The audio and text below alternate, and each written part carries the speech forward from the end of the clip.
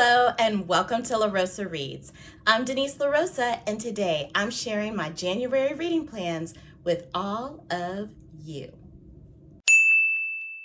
So this month is very nonfiction heavy, which is to be expected for me as a reader. In January, the beginning of the month, I'm very introspective, I'm very inquisitive and curious and seeking more of those self-help type of books about the inner self, books about reflection. And so you will see a lot of those types of books in this month's TBR for your girl. I have an oldie but goodie on my TBR for this month, and it is The 7 Habits of Effective People by Stephen Covey.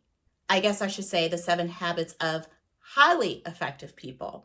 This is a book that my first place of employment, my first school that I ever taught at, had at its foundation for how we approached educating our students, how we approached supporting them both in and outside of the classroom. So this is a little nostalgic for me. I had never read the book, but I know that it's one that is very highly acclaimed. People constantly refer to it.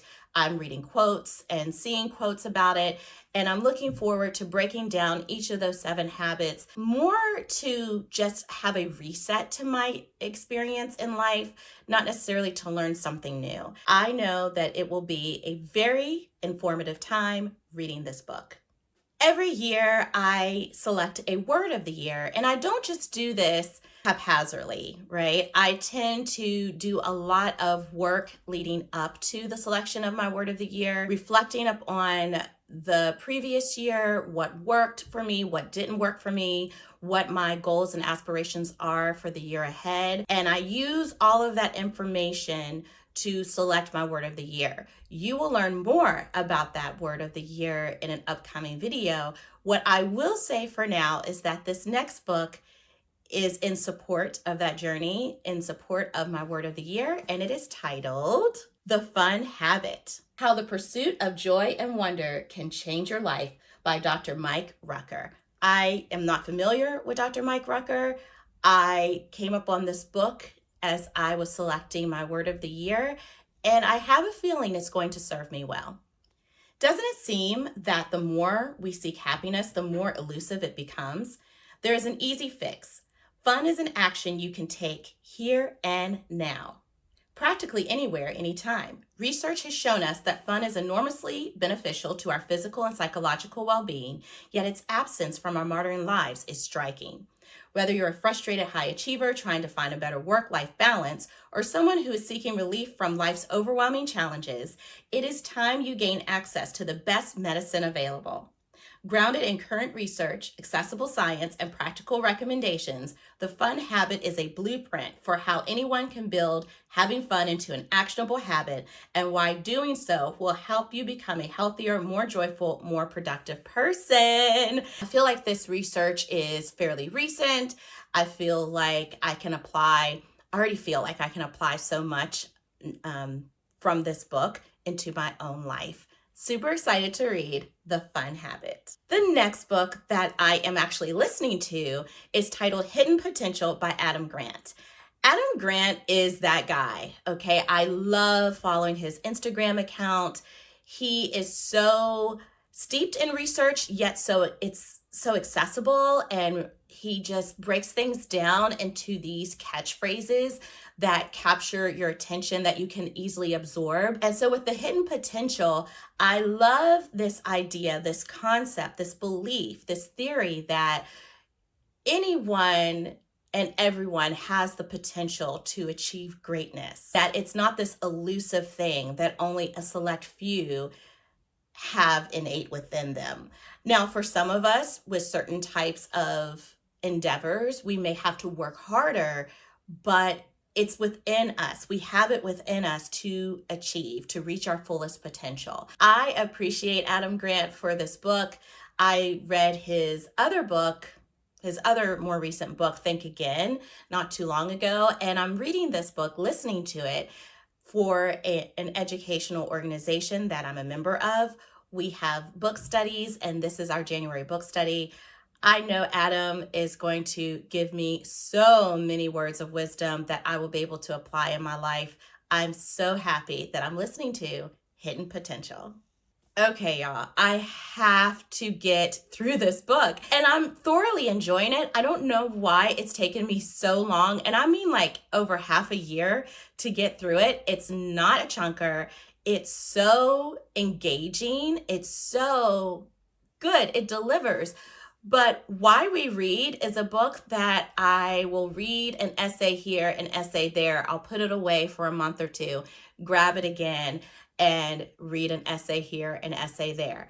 I definitely am committing to finishing this wonderful book by Shannon Reed by the end of January.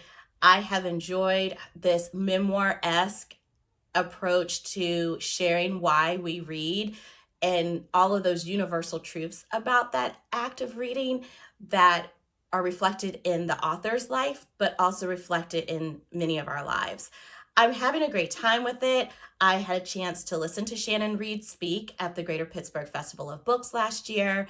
I know this book is going to continue to fill my heart with joy, and so I just got to get through it, and I'm happy to do that this month. 4 books down, 3 more to go. The next book that I am so excited to dive into is a work of fiction that just exudes joy and a good time reading, and it is titled Pride and Prejudice in Pittsburgh. Actually, Pride and Prejudice in Pittsburgh. Okay, I am a Pittsburgher hailing from this wonderful Steel City for 20 years now, over 20 years. I am a true Yenzer through and through.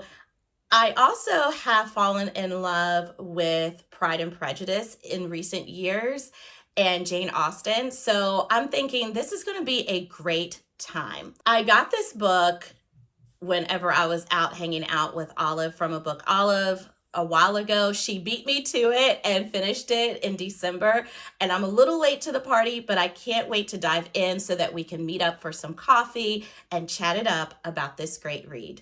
What would you say, she whispers against my neck, if you lived in my time instead of yours? So we have time travel. Audrey Cameron has lost her spark, but after getting dumped by her first love and waitlisted at her dream art school all in 1 week, she has no intention of putting her heart on the line again to get it back.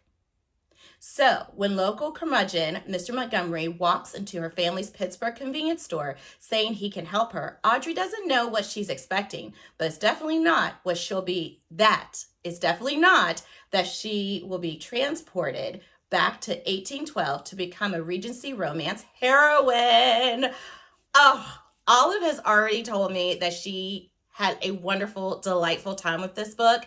Chances are I'm going to as well. I cannot wait to read Pride and Prejudice and Pittsburgh. So the next book was calling to me just a little bit, and then it was listed as one of the top 100 books of the 21st century so far, and I thought to myself, okay, let me pick this book up. Well, I purchased it, and it's been collecting dust on my shelves, but this is the month, y'all, that I think I'm going to read Weyward. Weyward by Emilia Hart is a book that I think will stretch me. It will have some speculative elements, I believe, maybe a little sci-fi. I'm not sure. I just know it's going to be a little out of the ordinary for me, and I am here for it. I don't even remember too much else, so in reading the synopsis, 2019, under cover of darkness, Kate flees London for Weyward College, inherited from a great aunt she barely remembers. With its tumbling ivy and overgrown garden, the cottage is worlds away from the abusive partner who tormented Kate. But she begins to suspect that her great aunt had a secret, one that lurks in the bones of the cottage, hidden ever since the witch hunts of the 17th century. 1619. Alpha is awaiting trial for the murder of a local farmer who was stampeded to death by his herd. When Alpha was a girl, her mother taught her their magic, one rooted in a deep knowledge of the natural world. But unusual women have always been deemed dangerous, and as the evidence for witchcraft is set out against Alpha, she knows it will take all her powers to maintain her freedom. 1942. Woo, child, we got 3 different timelines going on here. As World War II rages, Violet is trapped in her family's grand crumbling estate. Straitjacketed by societal convention, she longs for the robust education her brother receives, and for her mother, long deceased, who is rumored to have gone mad before her death. The only traces Violet has of her are a locket bearing the initial W and the word Weyward scratched into the baseboard of her bedroom. Weaving together these stories of 3 extraordinary women across 5 centuries, Weyward is an enthralling novel of female resilience and their transformative power of the natural world. Definitely a stretch for your girl, but one that I'm looking forward to. So I've already been reading the last book that I'm going to share with you that's on my January TBR. I'm nearly 200 pages in and I cannot put it down. So much so, you guys, that I was delayed in recording and filming this video because I just wanted to keep reading. And it is the book titled Real by the one, the only Kennedy Ryan. The Diverse Spines Instagram account is one of my favorite IG accounts, if not my favorite. I love their book club, Spines of the Month, and Real is the January spine of the month. My goal is to read every single spine of the month in 2025. This is the one book club out of all of the online book clubs, celebrity book clubs, that I have consistently had an enjoyable reading experience with. It is the one that I'm committed to participating in every single month this year. Wish me luck on that. Already, the selections that they have for the first quarter are just sending me. So I think I'm in for a good time. Speaking of a good time, Real is taking this wonderful cinematic journey of 2 characters. We have Shannon, who is a film director. We have Neva, who is an aspiring actress, and she's been on Broadway as an understudy. And one day, Shannon, this film director, coincidentally, who is seeking the star, he's looking for the star actress of his upcoming film. He ends up at the Broadway show where Neva is now performing because the main actress is on vacation, and he's swept away by her in more ways than one.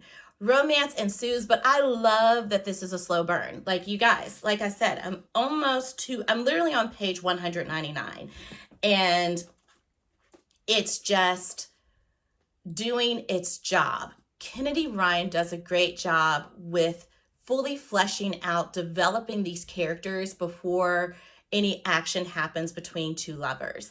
I love that because it makes the reader more invested in their romance, because you're invested in the 2 individuals who are coming together in this romantic way. It makes that romance all the richer. I am having the time of my reading life, y'all.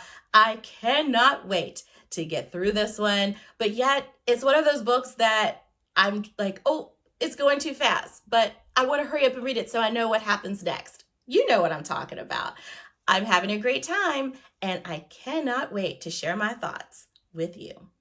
All right, here we have 1, 2, 3, 4, 5, 6, 6 of the 7 books that I plan to read in January. Will I get to all of them? Who knows, but I just know that I will enjoy reading all the same. What are your January reading plans? Let me know in the comment section. I would love to hear from you. And until next time, happy reading and Happy New Year.